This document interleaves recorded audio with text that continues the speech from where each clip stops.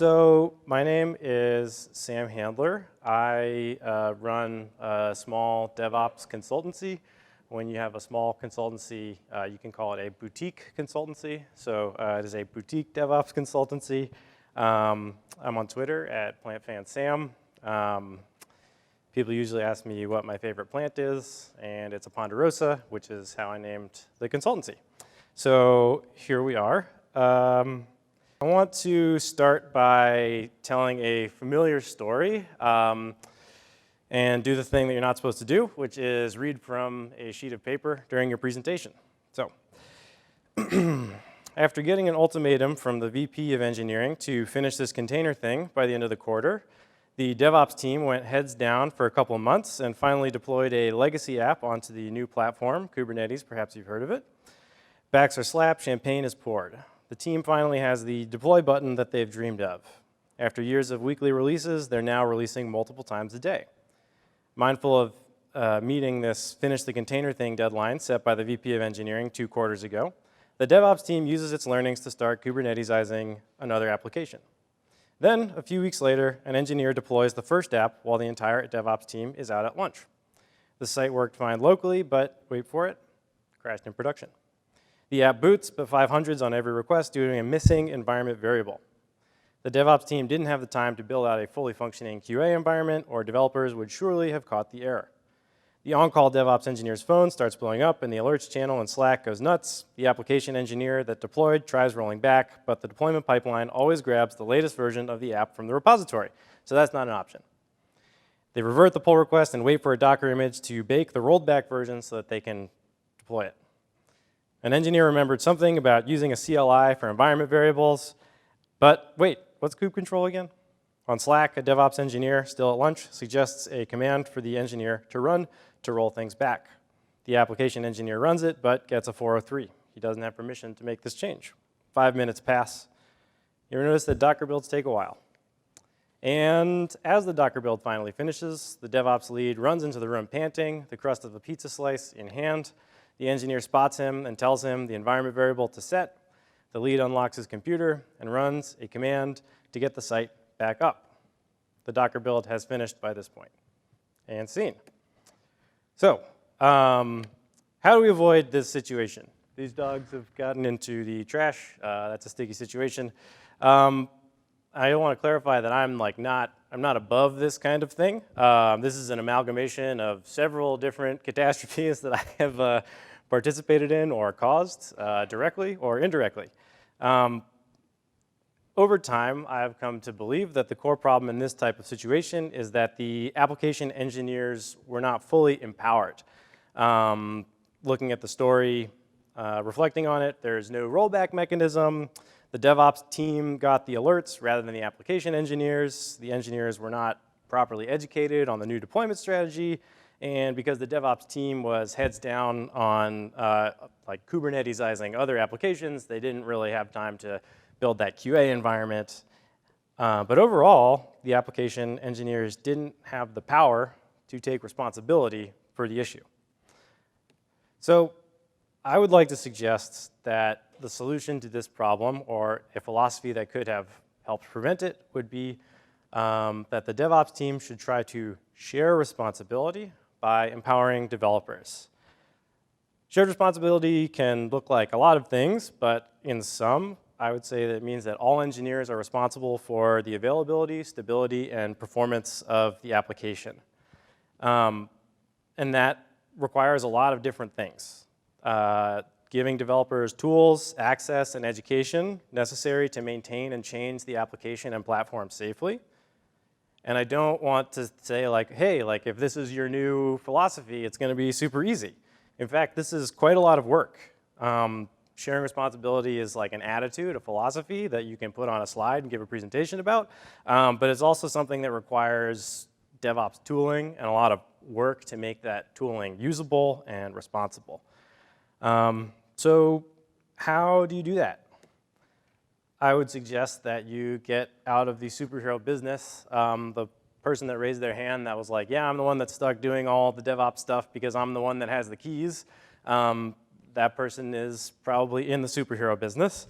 But I've broken it down into 4 different points, which would be being the only team or person with proper visibility into system health, being the only person or team that knows how to fix catastrophically broken systems, being the only one that is responsible for fixing catastrophically broken systems, or being the only one that has permission to do those things.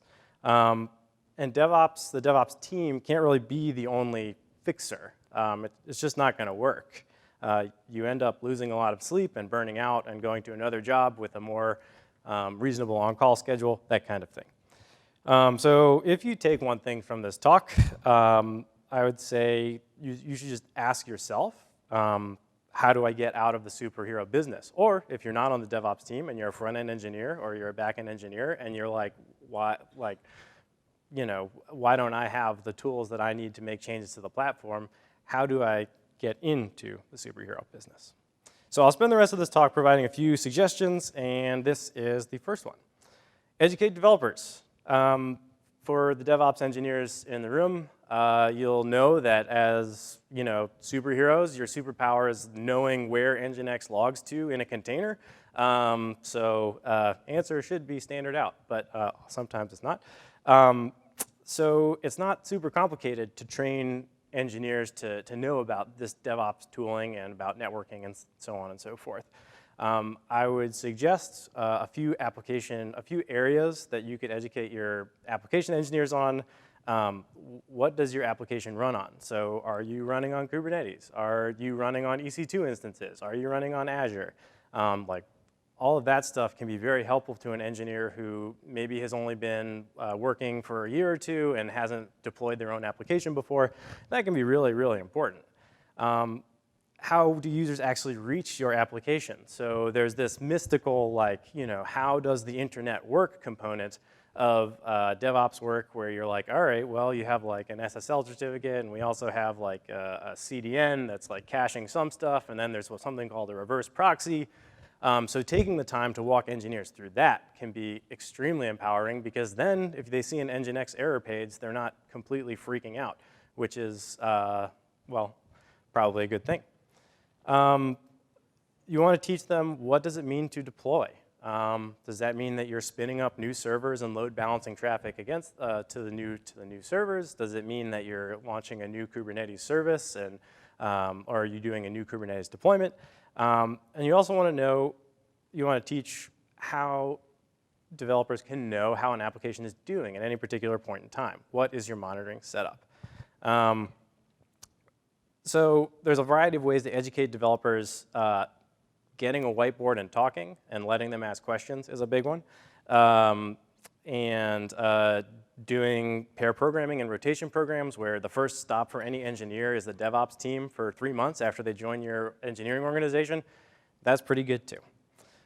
So once developers have some semblance of education, the next thing you want to do, in my estimation, would be to give the developer a playground. So this isn't just staging, because staging is often part of the path to production. It's an isolated environment that can run your entire application or platform that has the same control plane as the production environment. So if you deploy using BuildKite, you should be able to deploy your playground using BuildKite. The difference is that the engineer can experiment in this playground and mess up DNS without taking down your entire application and costing the company hundreds of thousands of dollars, assuming you work at like a company that's making money. So I think this is pretty important to do, because DevOps tooling, as previously alluded to, is like the blast radius is very large. For me, even as an experienced DevOps engineer, sometimes changing DNS from one thing to another thing can be a bit scary because you might bring down the whole site. So having a safe place to experiment that resembles the production environment is actually really, really powerful. When you're testing out infrastructure and software changes, you also probably want to have visibility into what's going on, and you probably do already. So all you need to do as a next step is to make monitoring and instrumentation accessible. Over on that side of the screen is like an imaginary Grafana dashboard that all these dogs are looking at. And my point, the central point here is that engineers need to have visibility if they're going to be responsible for an application. If you wanna like say, hey, your code made our site go much slower, and that woke me up last night.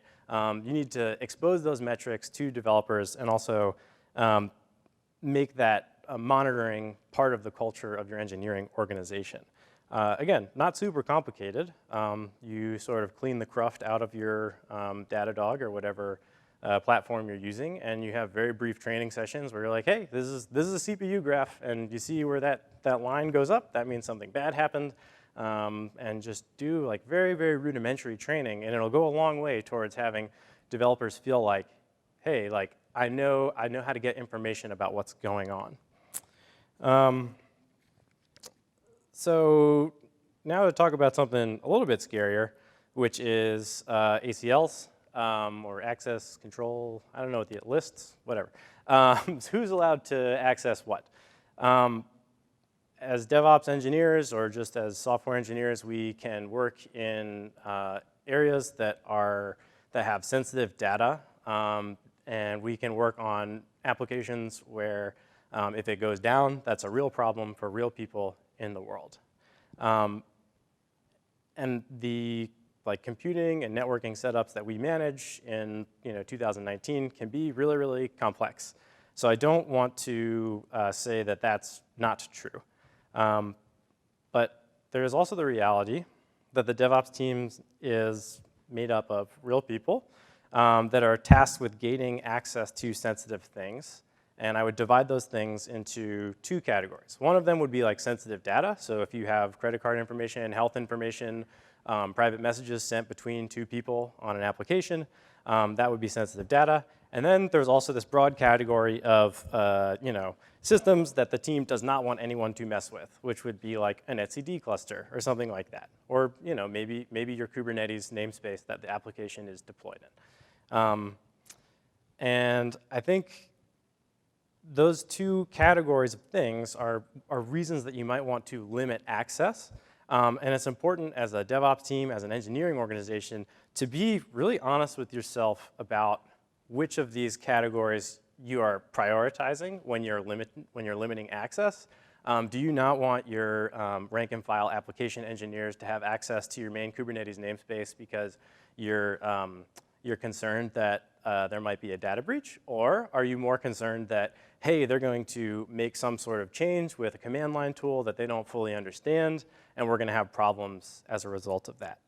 And it's sort of up to each individual engineering organization to find out what that balance is. There are different regulatory requirements. There's different engineering philosophies. There's different DevOps philosophies. But it's up to you and your organization to figure out where that is for you. Yeah.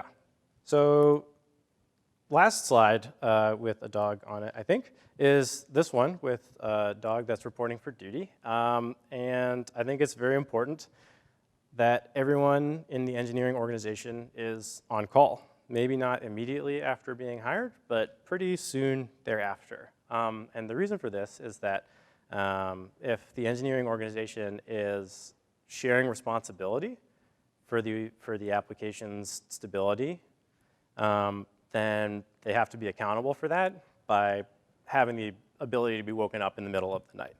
And the details of this are going to be highly specific to your organization, but the important thing is just figure out some way to get alerts to application engineers. Doesn't matter if it's just daytime rotations or maybe they're on call once every 3 months, but get them alerts somehow. Because at least for me, I thought that sort of DevOps was this scary world and site reliability was a scary world.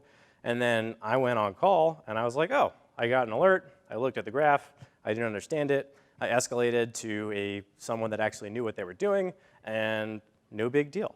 And it doesn't really mean that the rank and file engineers are stuck dealing with every production incident because you have escalation policies, but it does mean that they're on the hook for answering the first page.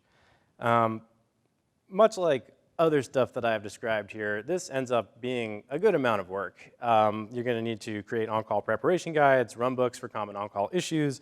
It's a real change to your site reliability organization's general outlook on the world.